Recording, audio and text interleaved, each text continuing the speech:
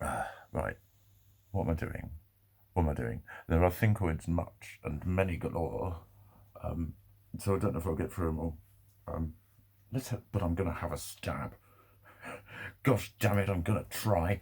Um, I have been cursed with the sneeziness of the fever, but in a weird way, that's actually very connected to what I want to talk about today.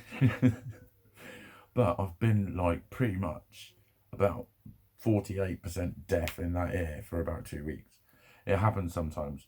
I don't know if I told you, but I got twatted on the ear by a security guard when I was 21 or something. I only wanted to get on the boat. I was only screaming. I was only pissed. I was a gangly fucking 21-year-old pisshead with no danger. The only danger was to myself, like falling in the water or being a mouthy cunt and getting beaten up by a girl. Those are my dangers, probably. But he twatted me in the ear. And I don't think he shattered my eardrum, but like, I know when I went scuba diving years later, it fucking, you know, when it fills up with water, and it's like, and then you jiggle it and it pops. And you go, that. Um, right. So that, the hay fever is starting to clear that. I'm getting those really weird, kind of like, noises in my ear, which I don't think everyone gets. A lot of the time I talk about them, like when you hiccup or like before you yawn, you get sort of rushing in your ears, and a lot of the time they click a lot. Um, I get all sorts of shit going on in my ears, like records fucking scratching, like those sorts of noises, and the feeling, I feel them, they make me jump. Um, but then I don't know. I've got a very overreactive body. I get rashes and itches. Fucking, it communicates to me via itching all the fucking time. There's brain activity a lot of the time. Apparently, itches. There's little inexplicable itches. My brain's all over the fucking place, so I get a lot of itches, I guess. But all of the snot appears to be clear. I've been dripping that ear melting shit in it over the last few days, and then it's like you get that weird feeling. But you know what? This is why it's connected, is because it's not good for my mental state. And I want to use an example. This bit might be difficult to explain, but you know, like you don't notice something sometimes, a noise, until it stops. Like you've got the general kind of the day. If you open the window, there's a sort of hum, isn't there? But you might be chatting to someone in a room, and then suddenly you hear this like, and someone's just turned off like a compressor or something, an engine that's been running. And you're fucking, I didn't know that was on until it's just been switched off. First of all, welcome to a little fucking, because it's a weird feeling, isn't it? You're like, huh? How did I know though? But I must have heard it, or you think I heard it just before it stopped though. You get that strangeness. That's what goes on with me a lot of the times with things that people have said or not said, or things that have happened or not happened, or when they happened, or if I knew that they happened, and all of that shit. I get that a lot when I'm not well. um, but you get a similar feeling when your ear pops, don't you? You get that. It's like your eyes sort of feel like they've widened, or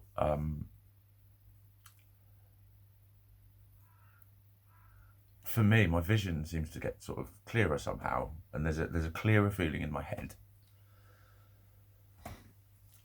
So this is like actually having the knowledge of it. So the feeling in your head is the engine running, but you don't notice it until it goes. And you're like, fucking hell, when your ear just suddenly pops and your hearing seems to get better, and you think, hang on, I know that it was, yeah, it felt a bit weird before it popped, so I knew it was like not hearing properly.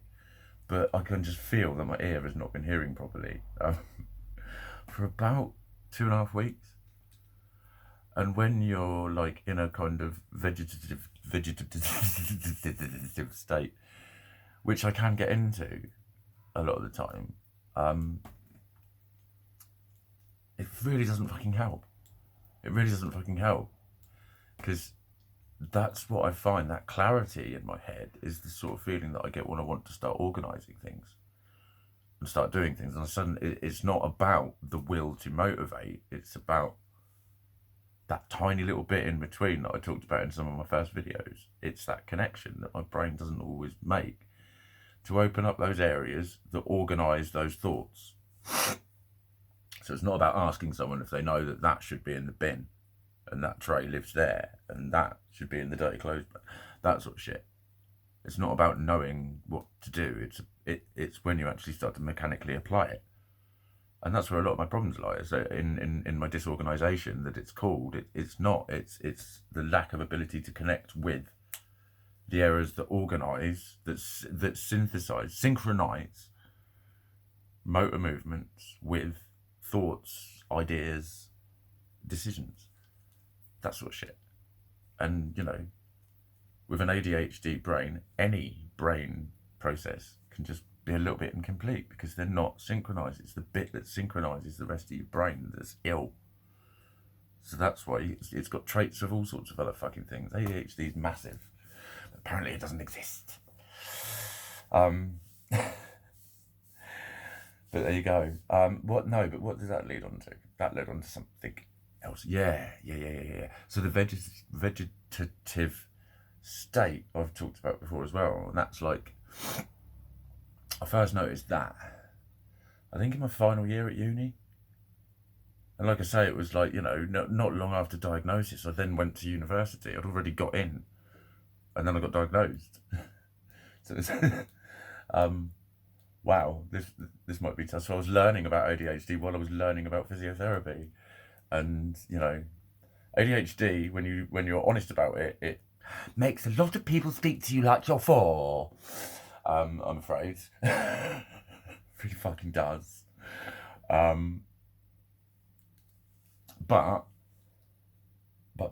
yeah, I was noticing stuff and I was reading up on it. It was where I read the phrase that I wish I hadn't, when it talked about how when emotional levels get high, then all the other symptoms get triggered. And it was one of those cha-ching moments, but then I kind of wish I didn't know it. But then, whatever, I know it's fucking true.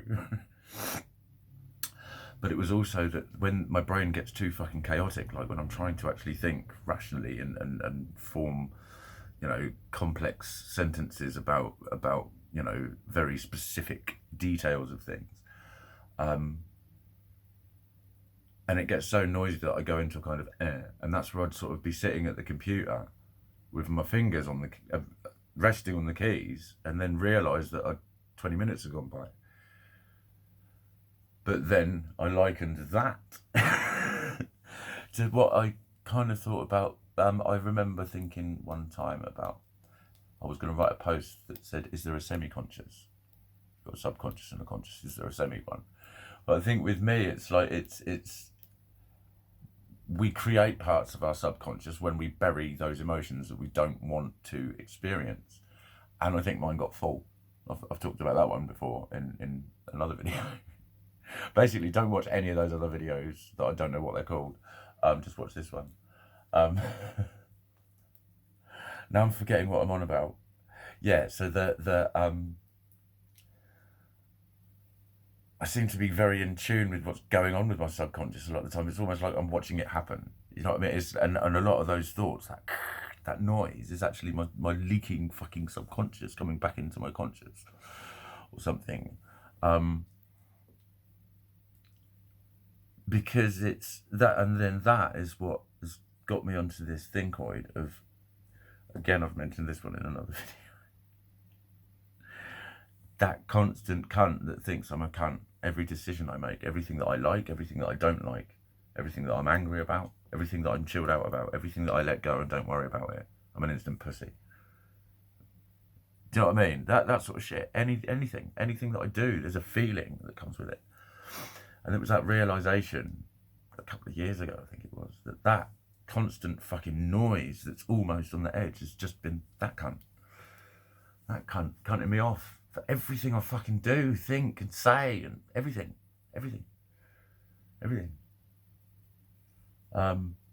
So that was part of rejecting a lot of that. So then I was rejecting a lot of myself, and that's where a lot of my fucked upness started coming, because that's what I'm saying. When this stuff is so deep-seated, when you try to get rid of it, you get rid of a bit of yourself with it. And then the bit that's yourself wants itself back, or doesn't know what it is anymore. And I think that's why a lot of my drive has gone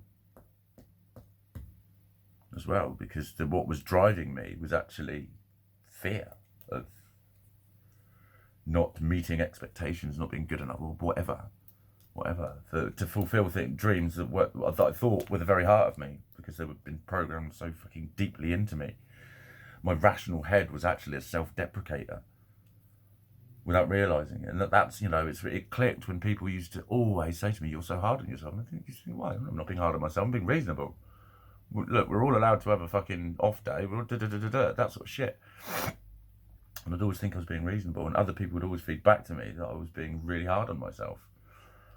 And then that sets off another load of stuff about you never fucking stick up for yourself. But then when I stick up for myself, I'm an arrogant fucking selfish cunt. And I lose friends rapidly. It's like, yeah, it's a great many fucking factors. But it's linked to the fucking sadness. That sadness that I'd say that doesn't go away. It's like that breathe.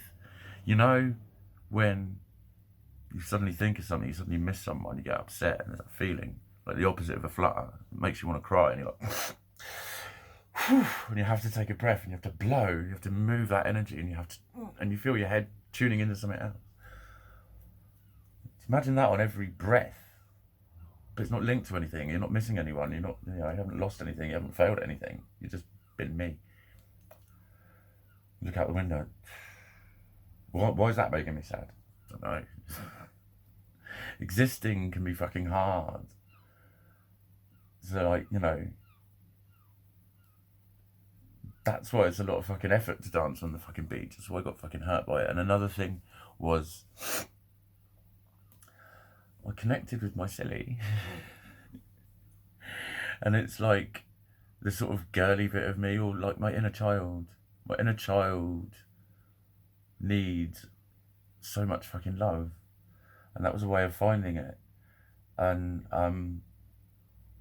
that's why it fucking hurt. That's why it fucking hurt, because it was a way of him being accepted somewhere, or to do something. But he's massively part of everything in me. He's behind all of my smiliness and my everything. And he was free. He was allowed out. And he was free. And I know that sounds really fucking pathetic, but I don't give a fuck, because it's been fucking poisoned. And I'm trying to fucking heal it, and that was it, trying to heal it.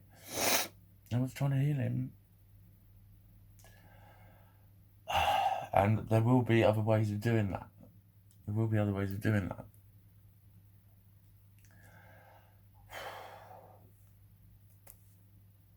But yeah, that's those bits of sadness that are always just there, no matter how much I relax and meditate and let go, identify them, release them, do all sorts with them, send love and forgiveness out, and all that. It's just that it's there, it's there, it's there, it's there. But that's, you know, yeah, it's something you push down and you get on with, yeah, and I do. It's just the problem with that is fucking integrating my miscommunications with you lot. And that's what isolates me. And that's what makes it too difficult. And that's when there's no connections around me. And that's when any human gets fucking desperately fucking weird. And hilarious. Like I do. So I'm hoping that was a nice offload. I've got a plan. I'm actually going to write a to-do list, because I've got a plan in my head, but time does run away with me. So I'm actually just going to, like, I quite often don't bother, because it's only like 4 or 5 tasks, but I'm doing them in a certain order, and it's sticking to them without getting all way late.